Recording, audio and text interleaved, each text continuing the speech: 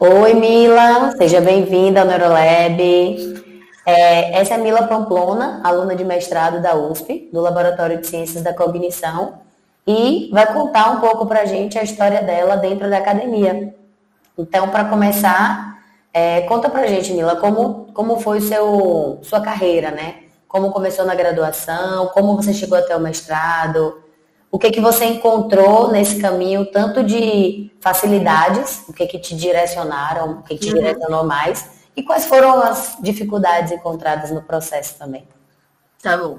Primeiro, obrigada, né, pela entrevista, Babi, achei legal. É, Bem, eu acho que eu sou uma pessoa que eu me lembro, eu sempre quis ser cientista, tipo, desde muito pequena.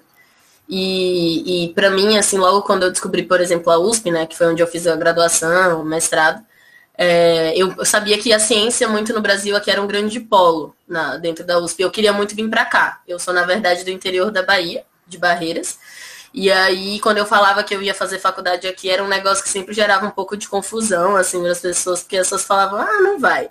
E aí, eventualmente, tipo, eu continuei insistindo, aí eu cheguei no ensino médio, insisti de novo, e aí eu convenci a família toda que eu deveria fazer vestibular para cá. E aí eu fiz e eu passei. Aí eu vim fazer faculdade aqui, cursar biologia. Teve um pouco de atrito, porque na época eu passei em medicina também lá na Bahia, né? Eu te contei, acho que essa história em Sim. algum momento da vida. E aí eu decidi não fazer medicina, porque assim, medicina era a minha segunda opção de curso, porque eu sempre quis ser cientista, mas eu achava que, tipo, eu preferia uma carreira direta. Então, indo para uma cadeira, um curso estrito sensu, né, de ciência, tipo ciências biológicas, ciências naturais, eu ia e para mim faria mais sentido. Não gosto tanto de trabalhar com humano, eu trabalho com modelo animal, especialmente com formigas, que não é um negócio trivial, especialmente quando você Verdade. trabalha num laboratório de ciências da cognição. Cognição, formigas, né? Então é bem E a ideia por trás, interessante. assim, tipo, eu conheci, na verdade, eu entrei no laboratório em 2016, e eu tô lá desde então. E foi porque, para fazer a minha iniciação, acho que no meu terceiro ano de graduação, mais ou menos, porque eu gostava muito, na verdade, de cronobiologia, né, que é o estudo dos ritmos biológicos. E aí eu conversei com uma pessoa, uma professora, ela que é atualmente minha co-orientadora, a Gisele Ateniodo, e ela basicamente, tipo, conversou comigo e ela trabalha com cronobiologia de verdade, assim, tipo, é o laboratório de cronobio lá da biologia da USP. E aí ela virou para mim e ela falou que eu não tinha o perfil do laboratório dela. Mas Nossa. na verdade era porque ela achava que eu queria trabalhar com outras coisas. Tipo, eu não gosto tanto de mamífero, ela trabalha com roedor, sabe? Várias coisas assim. E ela achava que eu tinha que ir para um laboratório que trabalhasse com coisas mais diferentes e mais de inovação, assim, bem Uhum. nesse sentido. E aí foi quando eu fui conhecer o trabalho do professor André Frazão Helene. E mais especificamente o projeto de mestrado de um aluno que na época já estava no doutorado, o Marcelo Toledo, e ele trabalhava com essa parte de cronobiologia de formiga. Na verdade, não era inicialmente a ideia dele, mas depois do mestrado dele, ficaram várias perguntas em aberto que precisavam de cronobiologia para responder. E aí, como eu queria muito crono, eu gostava muito de inseto, aí falaram, olha, vai, entendeu? Vai brincar e vai fazer as coisas. Vai brincar, Então, né?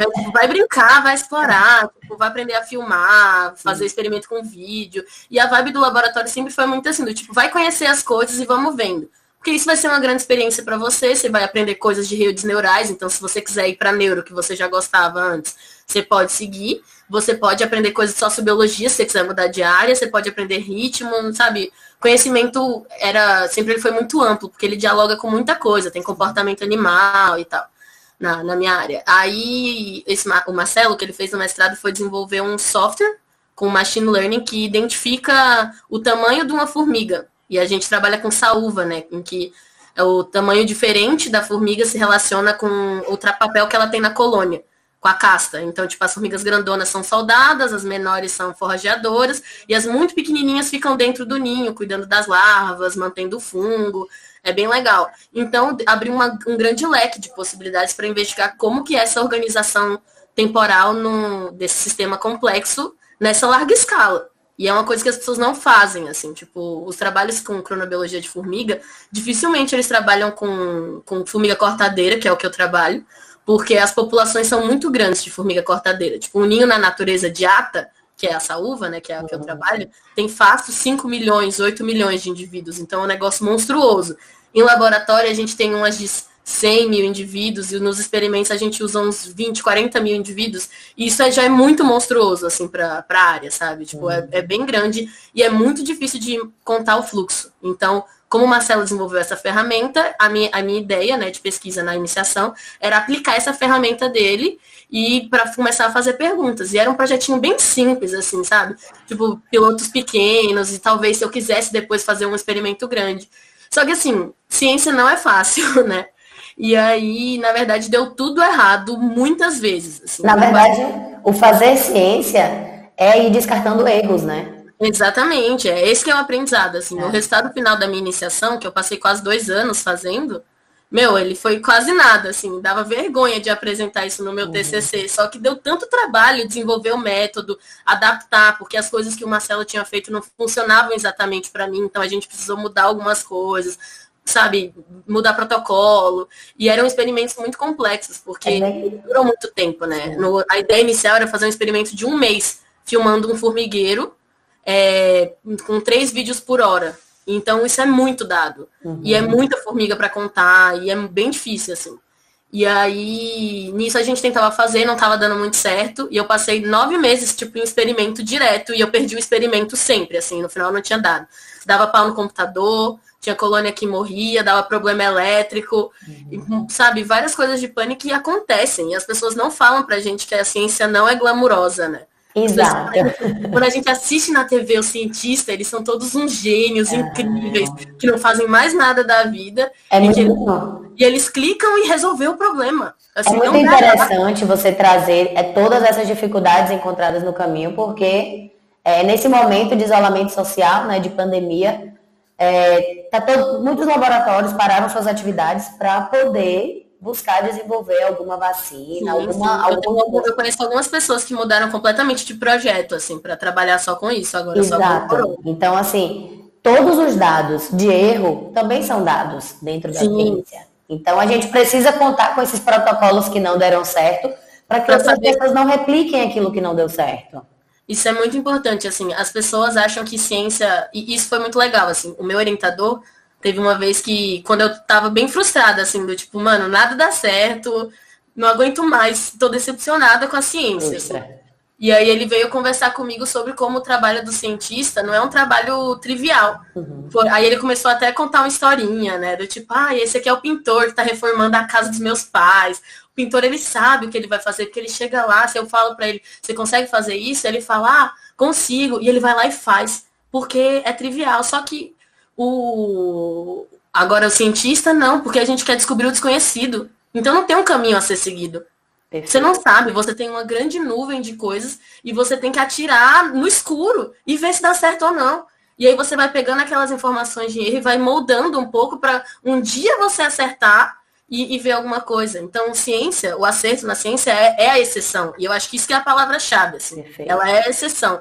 E a gente trabalha com base em exceção. As pessoas não conseguem visualizar isso porque elas não têm essa experiência. Tipo, a gente não tem pelo menos no Brasil, assim, a gente não tem essa formação científica desde a escola para as pessoas entenderem que é um negócio complicado. A gente só vê o acerto, a gente não vê o caminho. Isso, e o caminho é o mais produtivo, né? O caminho que gera conhecimento.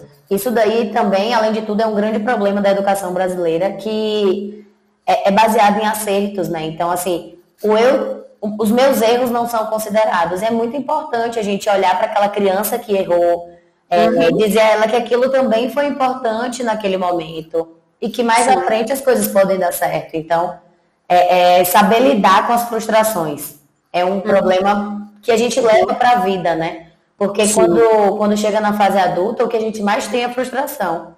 Então, a gente não foi ensinado a lidar com essas frustrações, a conviver com elas. Isso faz toda a diferença. Eu fico pensando muito nisso, assim, tipo, porque eu sempre fui a aluna que, tipo, era nerdzinha, assim, sabe? Estudava tudo, acertava, e aí cheguei na faculdade eu já tomei um tapa, porque a faculdade não é fácil, sabe? Tipo, tem várias coisas e tinha muito trabalho, outra carga, e as pessoas sempre deixam muito claro, assim, eu acho que eu não sei se todas as faculdades que eu só estudei lá, mas eles deixam muito claro que, tipo, não é tão simples assim, entendeu? As coisas são mais difíceis desde o início e você percebe isso ao longo do curso. Então você já fica um pouco desestimulado com isso. E eu vejo isso com meus amigos de outros cursos também, assim. Sim, fora que a E aí autonomia, a depois independência você vai também. aprender o caminho, né? Do Sim. tipo, não, que isso faz parte do aprendizado e tudo bem.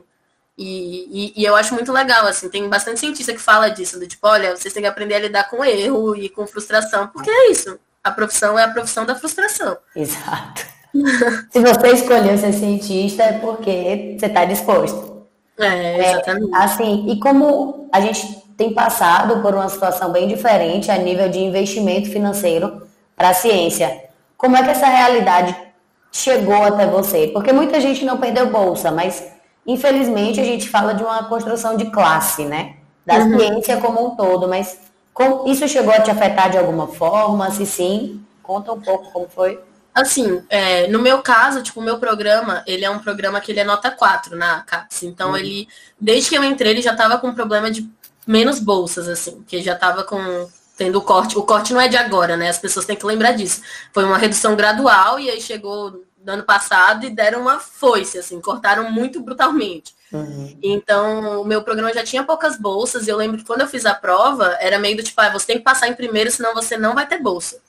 Então já foi um pouco de pressão, assim. Aí no final eu passei acho que em segundo, e aí logo depois deu sorte, eles conseguiram liberar uma bolsa emergencial. Então quando começaram os cortes, tipo em maio do ano passado, eu tava com muito receio, porque a minha bolsa era uma bolsa emergencial. Tipo, pra quem não sabe, a bolsa emergencial é uma bolsa que dura menos tempo. Acho que ela dura 1 ano no mestrado e 2 no doutorado, eu não tenho certeza. E aí eles basicamente eles negociam as cotas. Então, tipo, eles puxam uma bolsa lá da frente e no futuro eles ficam com uma bolsa a menos para manter esse aluno agora, é meio que esse o esquema. E aí eu tive essa bolsa, aí eu fiquei com receio, e aí depois eles conseguiram me transferir para uma bolsa definitiva, mas eu fiquei muito nervosa, assim, porque eu recebi o e-mail, e aí uns 6, 7 dias depois saiu o decreto falando que todas as bolsas iam ser ociosas e consideradas ociosas iam recolher. E aí eu pensei, nossa, se eles tiverem cancelado a minha emergencial e não tiver no sistema a minha nova, eu vou perder a bolsa. E assim, como eu comentei, né, a minha família ela é toda da Bahia, eu me mantenho aqui em São Paulo, eu sou bem privilegiada, tipo, eu tenho a bolsa me ajuda muito, assim, ela é necessária para mim, só que ela não cobre os custos aqui em São Paulo é uma cidade muito cara. Então eu tenho a ajuda de custo dos meus pais ainda, né? Você ainda trouxe uma coisa bem importante, porque a bolsa, ela é simplesmente um básico para a sobrevivência. Não. Sempre o aluguel. Então, assim, a gente trabalha quantas horas por dia? Aluguel, assim, quase. Exato. Aluguel, Como cientista, certeza. a gente trabalha quantas horas? No meu mestrado, teve uma época que eu cheguei a trabalhar 15, 16 horas por dia. Eu também. Fácil, assim. Agora eu tô tentando manejar um pouco mais para não ficar tão estressada com a questão da quarentena. Fora que a gente não tem nenhum benefício trabalhista e tudo mais, não né? tem, isso é bem ruim, assim. É uma bolsa mínima e deixar bem claro que aqui no Brasil a bolsa de mestrado é exclusivamente R$ 1.500, né? Não sei como é a FAPESP, porque vai mudando. Não, mas a FAPESP também tá muito complicado, tá bem difícil, assim, de conseguir. Infelizmente, tipo, a FAPESP paga um pouco mais, ela paga acho que 2.100 para mestrado, 2.000 e aí no segundo ano vira 2.100, uma coisa assim. Mas é muito difícil de conseguir. Então, tipo, a gente brinca até que para conseguir a FAPESP você tem que estar já com tipo experimento feito, resultado e o artigo metade escrito. Aí você seja, o projeto. Projeto pronto, você consegue. E principalmente se for algo aplicado. Então, por exemplo, se você trabalha com algo que tem uma justificativa muito clara de ciência aplicada, é mais fácil de você conseguir. Mas quando você trabalha com ciência de base, que é bem do tipo, como será que isso funciona? Qual que é esse mecanismo? É bem mais difícil, porque é a ciência que mais dá errado. Porque você não sabe o caminho, entendeu? Tipo, você não tem, então é difícil mesmo. Eu entendo essa questão de justificar o financiamento, mas ao mesmo tempo a gente tem que ter uma contrapartida grande, porque se você não construir essa base, a ciência aplicada não vai existir. Exatamente. E assim, eu acho que os cortes recentes assim estão bem complicados. Eu não sei se você viu que acabaram com as bolsas de iniciação de humanidades recentemente, acho que semana passada. E como assim a gente está no meio de uma pandemia e não vai ter nenhum aluno de IC e de humanidades estudando com bolsa no Brasil? E assim, a bolsa de iniciação é R$ 500 para você trabalhar, tipo, meio período. 500 sabe? Em São Paulo, né? Porque a depender do estado, você pode... me falou que era 400 e pouco, assim. Tipo, não é muito, assim. sabe? E então é muito complicado, porque a gente precisa, ciência são todas as áreas. A gente tem problemas, os problemas têm todas as áreas. Precisa investir numa vacina agora? Precisa. Precisa investir em tratamentos, desenvolvimento de técnica? Precisa. Mas e as consequências econômicas? E as consequências sociais para as pessoas? Como que a gente vai fazer com escola? Sabe? Agora que as crianças estão estudando, todo mundo é EAD, sabe? E o EAD não tá do mesmo jeito, né, nos diferentes anos. Então, são várias questões, assim, que você não pode descartar a humanidade. Ela é super necessária. Na verdade, a gente não pode hierarquizar exatamente os custos, né? Colocar o que é melhor do que o outro. Não tem como dizer isso, porque uma sociedade ela é construída com todas as habilidades em conjunto. Sim. Então, se a gente começa a fragmentar isso, a gente vai ter um problema muito grande. Na verdade, a gente vai ter uma manipulação do conhecimento, né? Em que isso pode gerar uma consequência gravíssima.